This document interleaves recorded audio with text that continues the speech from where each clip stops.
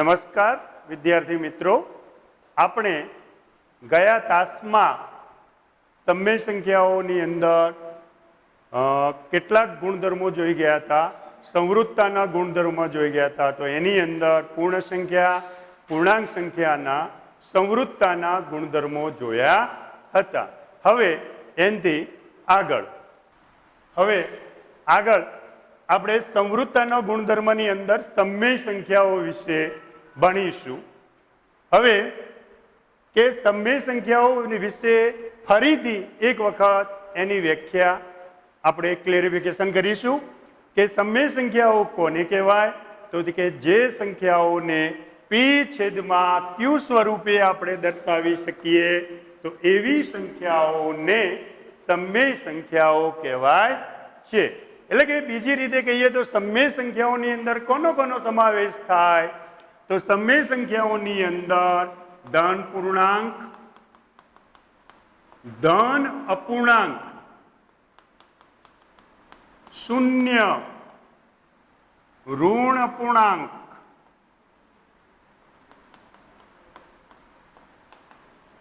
ઋણ પૂર્ણાંક, તો આ બધી સંખ્યાઓનો સમાવેશ આપણે સમય સંખ્યાઓની અંદર થાય છે. હજી પણ બીજી કેટલીક સંખ્યાઓનો સમાવેશ થાય છે, પણ એ આગળથી ડિટેલ તમે આગળના ધોરણની અંદર ભણશો. અહીંયા આગળ આપણે આટલી જ વસ્તુ રાખીશું. હવે સંવૃત્તાનો ગુણધર્મ સમય સંખ્યાઓ વિશે આપણે જોઈશું. તો પહેલું છે સરવાળા વિશે આપણે જોઈએ. તો કે સરવાળા વિશે સમય સંખ્યાઓ સંવૃત્ત છે કે નથી, તો આપણે ઉદાહરણ દ્વારા એને સ્પષ્ટીકરણ કરીશું.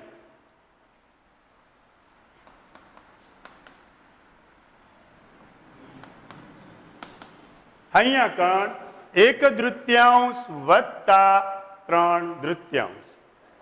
તો અહીંયા કણ આ બંને છે, એટલે કે 1/3 એ સમય સંખ્યા છે, 3/3 પણ સમય સંખ્યા છે. તો એનો સરવાળો આપણને સમય સંખ્યા મળે છે કે નથી મળતો? તો આપણે હવે એનો સરવાળો કરીએ. તો અહીંયા કણ આપણે જોઈશું કે 1/3 વત્તા 3/3. હવે વિદ્યાર્થી મિત્રો, આ થઈ અપૂર્ણાંક સંખ્યાઓ. તો આ અપૂર્ણાંક સંખ્યાઓના સરવાળા તમે નીચલા ધોરણની અંદર ભણી ગયા હતા. છતાં પણ આપણે જોઈ લઈએ કે બંનેનો છેદ સરખો છે, તો આપણે છેદને એક વખત લખીશું અને અંશોનો સરવાળો કરીશું. તો 1+3 તો 4/3, 2/4 તો બરાબર કેટલા આવ્યા? 2 આવ્યા. તો અહીંયા કણ 2. તો 2 એ સમય સંખ્યા કહેવાય કે ના કહેવાય? તો કહેવાય. તમને એમ થશે કે સાહેબ આ અપૂર્ણાંક હતું, આ અપૂર્ણાંક નથી.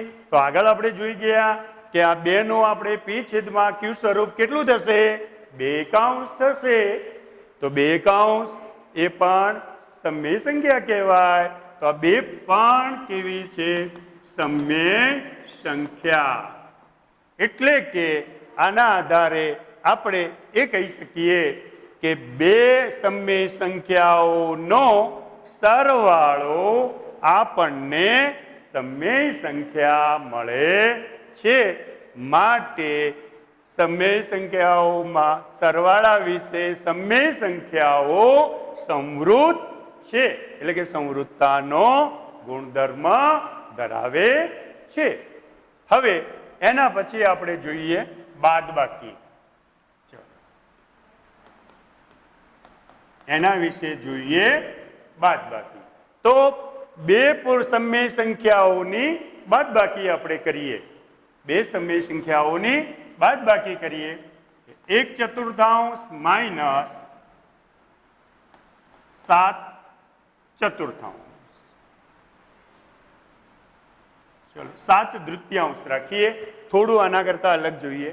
તો હવે આની બાદબાકી, તો આ અપૂર્ણાંકોની બાદબાકી થઈ તો અપૂર્ણાંકોની બાદબાકી આપણે કેવી રીતે કરીશું તો એક વખત હું ફરીથી તમને શીખવાડી દઉં, કારણ કે આ પછી બાદબાકી અપૂર્ણાંકોની વારે ઘડીએ આપણે તમને નહીં શીખવાડવામાં આવે. તમે બધા શીખી જાઓ, કારણ કે આ વસ્તુ તમે નીચલા ધોરણમાં શીખ્યા છો. તો અહીંયા કાં 1/4 માઇનસ 7/2. હવે અહીંયા કાં આ ઉપર જોયું તો આપણને બંનેના છેદ સરખા હતા, પરંતુ અહીંયા કાં બંનેના છેદ સરખા નથી. તો આપણે પહેલા બાદબાકી અપૂર્ણાંકોની સરવાળો બાદબાકી કરવું હોય તો બંનેના છેદ આપણે સરખા કરવા પડે.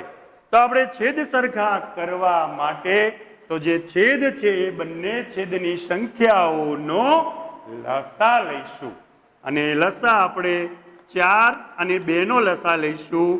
4 ને 2 વડે ભગાય તો કેટલા આવશે? 2. 2 ને 2 વડે ભાગીશું તો 1 આવશે. ફરીથી 2 ને 2 વડે ભાગીશું તો 1. તો 2 ગુણ્યા 2 એટલે કે લસા કેટલો થશે એનો? 4. લસા બરાબર 4. તો બંનેના છેદમાં 4 લાવવાના છે, એટલે કે 1/4 4 ને કેટલા વડે ગુણીએ તો 4 આવે?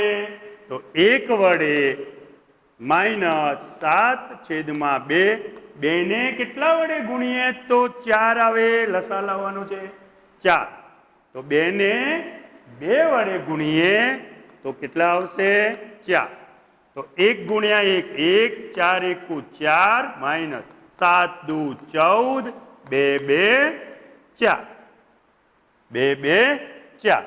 હવે બંનેનો છેદ સરખો થયો તો છેદને આપણે એક જ વખત લખીશું અને અંશોની બાદબાકી કરીશું. 1 માઇનસ 14. તો 1 માંથી 14 જાય તો કેટલા આવશે? માઇનસ 13. કેટલા આવશે? માઇનસ 13 આવશે.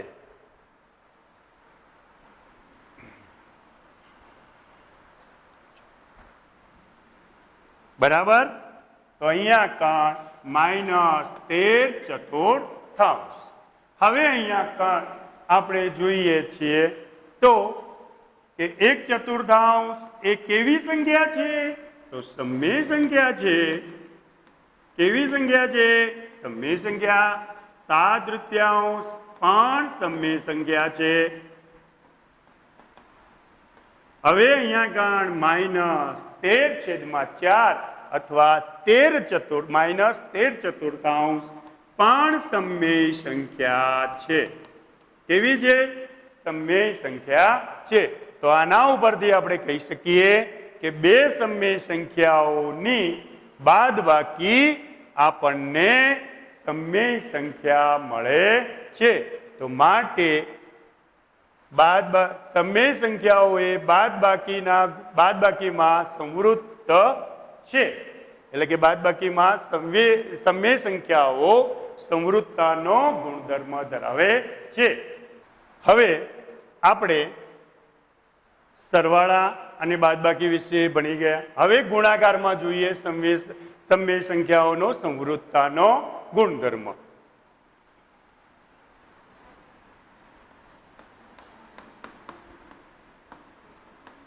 એક સપ્તમાંશ ગુણ્યા 3/5. સપ્તમાંશ ગુણ્યા 3/5. તો અહીંયા કાં બે અપૂર્ણાંકો છે તો એનો ગુણાકાર આપણે એ રીતે કરીશું કે અંશોનો ગુણાકાર અને છેદોનો ગુણાકાર. તો 1 ગુણ્યા 3 તો 3, 7 × 5 = 35. તો એનો જવાબ આવ્યો 3/35. હવે અહીંયા કાં એક સપ્તમાંશ એ કેવી સંખ્યા છે? તો સમય સંખ્યા છે. કેવી છે? સમય સંખ્યા. 3/5 પણ સમય સંખ્યા છે. કઈ છે? સમય સંખ્યા છે. 3/35 પણ કેવી સંખ્યા છે? સમય સંખ્યા છે. તો આના આધારે વિદ્યાર્થી મિત્રો આપણે કહી શકીએ કે બે સમય સંખ્યાઓનો ગુણાકાર આપણને સમમેય સંખ્યા મળે છે. તો એના આધારે કહી શકીએ કે ગુણાકારમાં સમમેય સંખ્યાઓ સંવૃત છે, એટલે કે સંવૃતતાનો ગુણધર્મ ધરાવે છે. હવે એના પછી આપણે જોઈએ ભાગાકાર.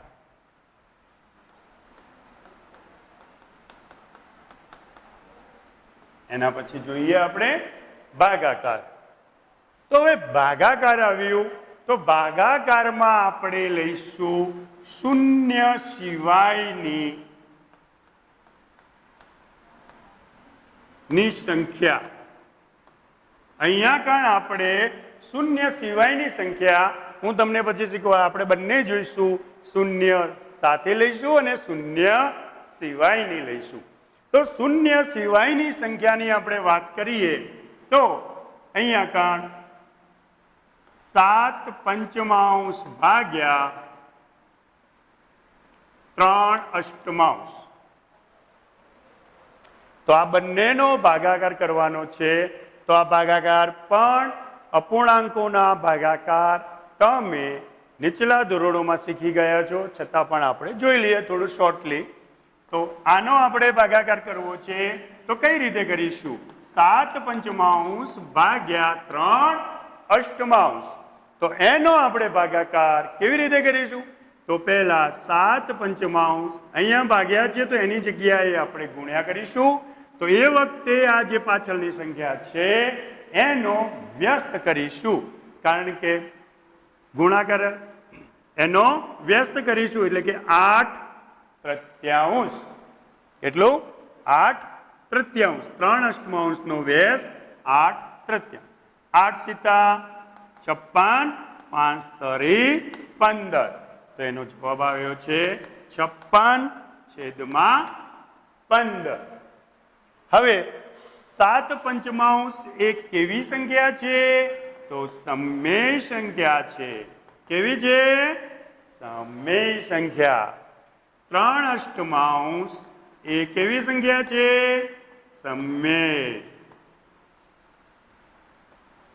સમમેય સંખ્યા છે. 56/15 એ પણ સમમેય સંખ્યા છે. કેવી છે? સમમેય સંખ્યા છે.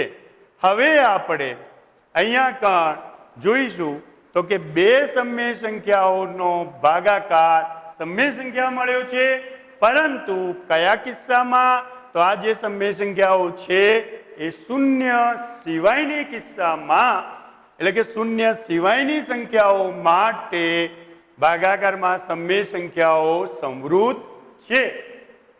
હવે આપણે આગળ શૂન્ય સાથે જોઈએ. હવે 3/5 ભાગ્યા 0. અહીંયા શૂન્ય સાથે આપણે લઈએ તો 3/5 ભાગ્યા 0. તો અહીંયા કાં શૂન્યના વ્યસ્તનું અસ્તિત્વ નથી, માટે આ ભાગાકાર વ્યાખ્યાયિત થશે નહીં. તો આપણે એમ કહી શકીએ કે સમમેય સંખ્યાઓ છે એ ભાગાકાર ક્રિયામાં સંવૃત છે પણ ખરી અને નથી.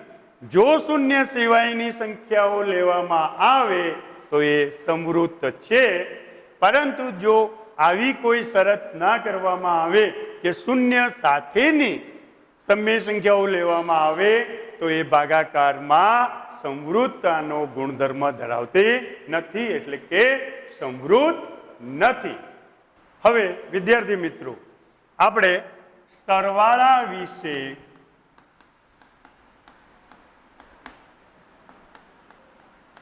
તટસ્થ સંખ્યા કઈ છે તમે નીચલા ધોરણોમાં ભણી ગયા છો, તો ફરીથી કહી દઉં તમને. સરવાળા વિશે તટસ્થ સંખ્યા 0 છે. હવે અહીંયા કાં સરવાળા વિશે તટસ્થ સંખ્યા 0 છે. તો કેમ? તો કે કોઈ પણ સમમેય સંખ્યામાં 0 ઉમેરતા તેની તે જ સમમેય સંખ્યા આપણને મળે છે. એટલે કે સરવાળા વિશે તટસ્થ સંખ્યા 0 છે. 8 9 વત્તા 0 એટલે કે 0. તો શું થશે? એનો જવાબ આવશે 8 9. તો જુઓ અહીંયા કણ આ જે સમય સંખ્યા છે 8 9 એની અંદર 0 ઉમેરતા એની એ જ સમય સંખ્યા આપણને જવાબમાં મળે છે. એટલે કે સરવાળા વિશે તટસ્થ સંખ્યા 0 છે.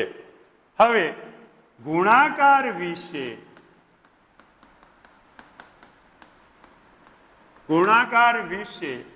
તટસ્થ સંખ્યા કેટલી છે? 1. કેટલી છે? 1 છે. એટલે કે કોઈ પણ સમય સંખ્યાને 1 વડે ગુણતા તેની તે જ સમય સંખ્યા મળે છે. તો માટે ગુણાકાર વિશે તટસ્થ સંખ્યા 1 છે. એટલે કે 15 9 ગુણ્યા 1 તો બરાબર 15 9. એટલે કે અહીંયા કણ કોઈ પણ સમય સંખ્યાને 1 વડે ગુણતા તેની તે જ સમય સંખ્યા આપણને મળે છે. એટલે કે ગુણાકાર વિશે તટસ્થ સંખ્યા 1 છે. વિદ્યાર્થી મિત્રો, આપણે સંવૃત્તાનો ગુણધર્મ જોયો. હવે આગળ આપણે ક્રમનો ગુણધર્મ જોવાનો છે. બરાબર વિદ્યાર્થી મિત્રો, હવે આપણે ક્રમનો ગુણધર્મ જોઈશું. તો એની ક્રમનો ગુણધર્મમાં સૌપ્રથમ આપણે પૂર્ણ સંખ્યાઓ વિશે જોઈએ.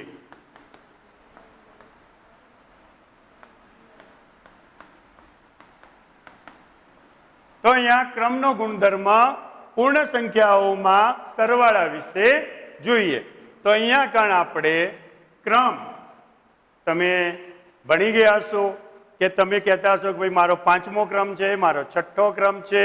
તો અહીંયા કણ પણ ક્રમની વાત છે. એવી રીતે કે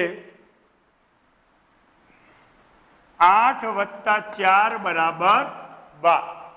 હવે અહીંયા કણ 8 એક એવી છે પૂર્ણ સંખ્યા છે, 4 પણ પૂર્ણ સંખ્યા છે અને 12 પણ પૂર્ણ સંખ્યા છે. હવે આનો આપણે ક્રમ અદલા બદલી કરવાનો છે કે જે 4 પછી છે તો 4 ને પહેલા મૂકીશું, 8 ને પછી મૂકીશું. તો 4 વત્તા 8 તો પણ કેટલા થાય બાળકો? તો 12. તો અહીંયા કણ આપણે બે પૂર્ણ સંખ્યાઓનો સરવાળો ગમે તે ક્રમમાં કરીએ, બરાબર છે, તો જવાબ કેવો આવશે?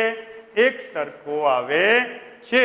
તો માટે આ પૂર્ણ સંખ્યાઓમાં સરવાળા માટે ક્રમનો ગુણધર્મ નું પાલન થાય છે. ક્રમના ગુણધર્મનું પાલન થાય છે. એટલે કે ક્રમનો ગુણધર્મ એને લાગુ પડશે પૂર્ણ સંખ્યાઓમાં સરવાળા વિશે. હવે એના પછી આપણે જોઈએ બાદબાકી.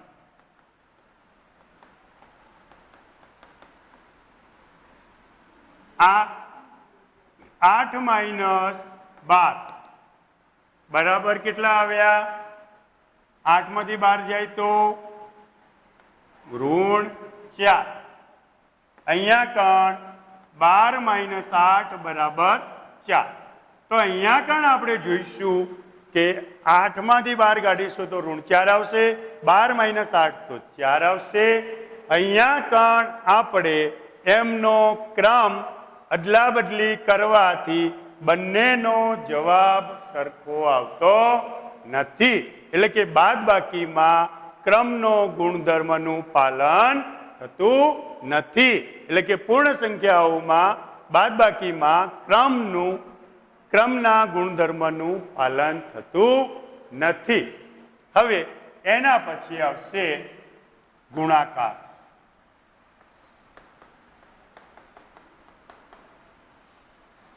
8 ગુણ્યા 9 બરાબર 72, 9 ગુણ્યા 8 બરાબર 72. તો અહીંયા કણ જોઈએ છે કે ગુણાકારમાં બે પૂર્ણ સંખ્યાઓનો ગુણાકાર આપણે ગમે તે ક્રમમાં કરીએ છીએ તો જવાબ તેનો તે જ આવે છે, એટલે કે સરખો આવે છે. તો આપણે કહી શકીએ કે ગુણાકારમાં કે પૂર્ણ સંખ્યાઓ ગુણાકારમાં પૂર્ણ સંખ્યાઓનો ગુણાકારમાં ક્રમનો ગુણધર્મનું પાલન થાય છે. હવે આપણે ભાગાકારમાં જોઈએ. એના પછી ભાગાકારમાં તો ભાગાકારની અંદર 8/2 બરાબર કેટલા?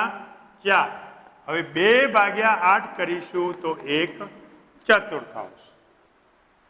તો અહીંયા પણ જોઈએ છે કે ભાગાકારમાં બે પૂર્ણ સંખ્યાઓનો આપણે ક્રમ ગમે તે ક્રમમાં કરીએ છીએ, ક્રમની અદલાબદલી કરીએ છીએ તો જવાબ આપણને બંનેના એક સરખા મળતા નથી.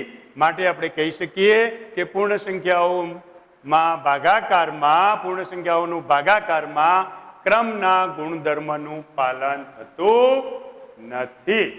હવે વિદ્યાર્થી મિત્રો, હવે આના બાકીના પૂર્ણ સંખ્યાઓ પછી પૂર્ણાંક સંખ્યાઓ અને સમય સંખ્યાઓનો ક્રમનો ગુણધર્મ નેક્સ્ટ ક્લાસમાં આપણે જોઈશું.